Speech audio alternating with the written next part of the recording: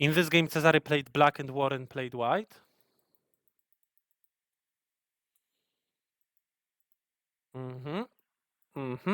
This is a famous play. And then this is one of possible continuations.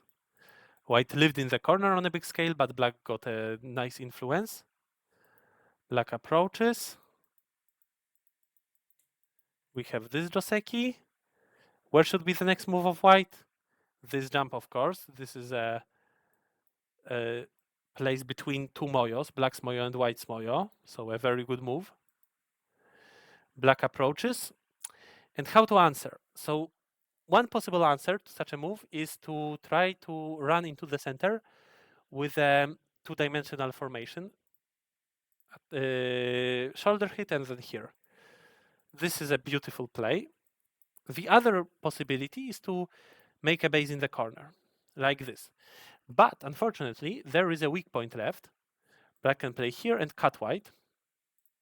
This is painful, so we need to protect our shape.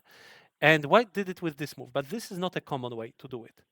So the common way to do it, to protect the shape, is to descend or to hane and connect. Like this, the shape is protected and it's also worth more points than that move from the game. After the move from the game, black still has this comfortable endgame, as well as maybe some other possibilities, but not really. Not really. All right. So this is not so commonly seen. If someone is scared that right now black can play this one, then well, we need to accept it. We also get something in exchange. But the other, yet another possibility is to block now. This also protects against this cut. So white is again safe. Maybe white is not completely alive in the corner yet, unlike in the other variations which we looked at. But white is more on the outside and is putting pressure on black stones. So this is a good move. And what is the correct continuation? This one or maybe this one? But well, both are similar, and I don't know if there are any other reasonable moves. If we play like this, then black will hane and Atari. This looks satisfactory for black to me. So white played like this, then black attached. This is a possible way of invading white's area, though I think it's also possible to be a bit calmer and do something in between a reduction and an invasion, and then maybe build something for oneself. But black played like this. White answers from top, and then after this move, white should have answered. Even though black can build a shape and a living group, it's still good for white. White gets a big influence, and white can continue around here. But after white played this one, black got a great opportunity of getting a lot of points on the side, and white cannot cause any trouble with these cuts. So in the future, it will look like this. But the amount of points which white secured here is similar to the amount of points which black gained. So it's a bit questionable. It might be better to keep black a little bit weak, not take points for now, but take the influence. Anyway, now white attacked black, and this is not the correct spot. Here, let's play here. If we play like this, then it's easy for black to attach and cut. We are too close to the wall. But if we play like this, then black cannot connect for sure in any way. So instead, black needs to maybe play like this and this. If we play here, then black can connect. But this is also possible after this move. And what is the difference? Well, the main difference for me is that if white wants to disconnect black, then now white needs to play this strange-looking iron pillar, which gives black better possibilities of connecting the group on the side. But after this move, this is not an iron pillar, but a nice-looking Kosumi. And black's possibilities of connecting on the side are a bit worse. Yeah, so this move should be a better spot in such a formation. Then we got this interesting continuation, and black should have gone up for sure. you need to go up in such a situation. If your opponent plays like this, then, well, it's probably a very bad idea because the ladder works. So white dies here for sure. So instead, white needs to build a group on the side, but it's completely fine. Black doesn't need to feel bad about white creating this group. Black is all connected already, and black gets a big influence. So it's a bit similar like what we saw on the bottom, where I also recommended getting an influence but attacking the group, keeping the group weak. Then, well, it is a big move to continue here and keep white under a little bit pressure and not let white disconnect the shape of black. Maybe white continues, but if white does, then black can build a big moyo here or here. But in the game, black played here, and this is almost never a good idea because the ko is so disastrous for black if white wins it. Let's say white wins the ko. It's a complete disaster. However, black takes first. And black did all of this thinking that white will have trouble finding a threat. What could be white's threat? This one? It's small. Black gets also really a lot when black wins the ko. White decided that the biggest threat is here, but black also ignored. And well, black can certainly manage the life of the group on the top. White broke through black's wall, but black gained another magnificent strength. So it's all a good result for black. However, it shouldn't end like this. This was really unreasonable play by black. What should white do? If you watched the other review, which we had just a moment ago, of the game between Łukasz and his opponent, sorry for not remembering, between Łukasz and Cassian, actually. There you also had an example of a ko which shouldn't be started right away. And Łukasz missed that opportunity of delaying the start of the ko. Here, yeah, white can start the ko, and then this is the best threat white can think of. But instead of starting immediately, white needs to think, what will be my threat before starting the ko? We need to think about it before starting the ko. After we think of it, we might realize that this threat will be probably ignored. This is probably not big enough, especially that black cannot afford losing the ko, and black also has complete zero of threats. This is completely not enough. Even though it's big, it's completely not enough. And then white can come up with a good plan. Before starting the ko, white can play here first.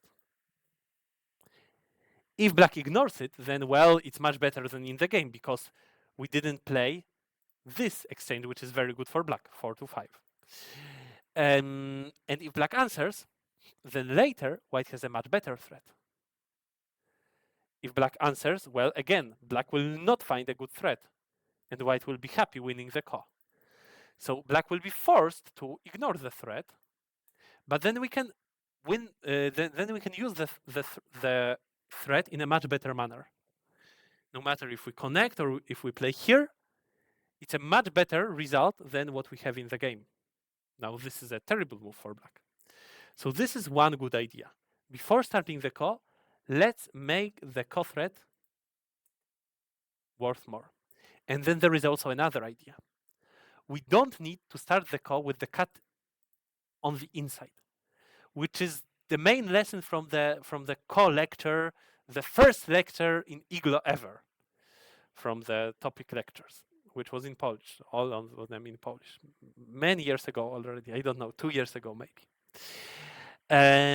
Instead of starting a ko from the move on the inside, in that lecture, it was recommended to start a ko with the move on the outside. But is it a good idea? Well, not necessarily. Now black would answer the threat and would connect.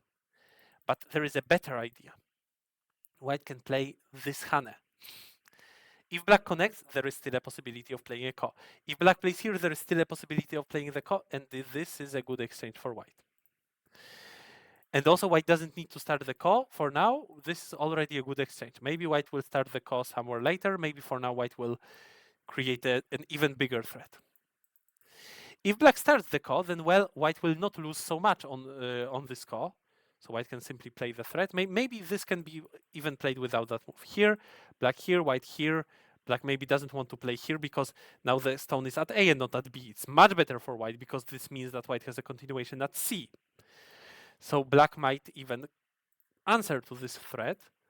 White captures back, then what does black do? If black extends, white can start the call. If black plays here though, white can play Atari. And this Atari is already very comfortable. So like this, it's an acceptable result for white. But in the game, white started the call, and then the call threat was not good, not big enough. So the game became better for black. Well, it's not a game over because unlike for black, for white, it's not a disaster when white loses the call, but still the strength black gets is significant. It's not needed to connect this stone. I don't understand. Why would anyone connect this stone? This is not a cutting stone. Why would anyone save it? Black can go up. Black can play here. Very difficult to understand this move. White plays this one. Maybe it's a bit passive because we might also think of such a move or even such a move. Though black is very strong nearby, so it might be unreasonable. But I think that it might be better to now start a fight against that group of black, and later we might have a chance to play to invade deeper. White instead decided to use this weakness of black to get stones which can attack that group. But I think that the opposite plan would be better, to first attack, to get stones which can later destroy black's territory. This sounds to me like a more solid plan. In the game it is like this, but it only let black take this fourth line territory. Well, now white attacks black, but this is also not a very active move. It's better to play like this. Even though we can get cut, but our group will be safe, so we don't need to care about this possibility, this cutting possibility of black. And black connects everything, very simple moves. And now probably black has a little advantage.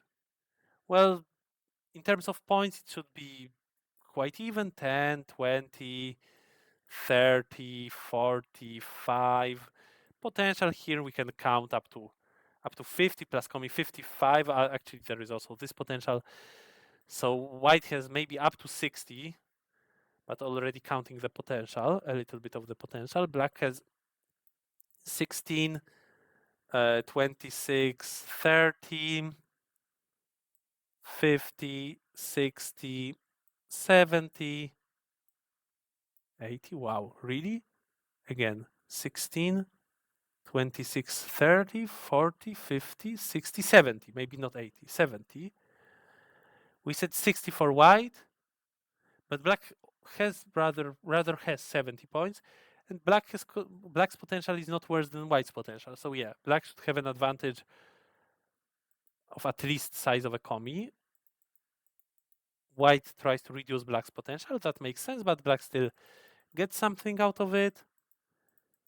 And then white decides that the game is too difficult, like that white has just not enough points. So white tries to cut off the stone of black, which black played as a reduction a moment ago. So white tries to claim that black should have played like this and this can be cut off. Well, that's probably the only chance right now because black has a bit more points. But black answers in a very powerful manner, capturing these 3 stones of white and connecting back the reducing stone, which means that black wins the game. And yeah, this is the end. So black managed to win, and basically the result of the call was good for black, but then also I think that this was a bit incorrect, the way white played here, and then the attack white started against black's group was not successful because black connected everything. So that's it about this game, and thank you for listening. It was the last game today. Thank you, and we actually still have one round to review from Group C, and I don't know if I should review round 4, like is by default, but there are 2 games there, or maybe round 5, there are also 2 games there, or round 1, where there are 3 games, but it was played already a month ago. So players might not remember those games anymore. That's it for today. Thank you for coming, and bye bye.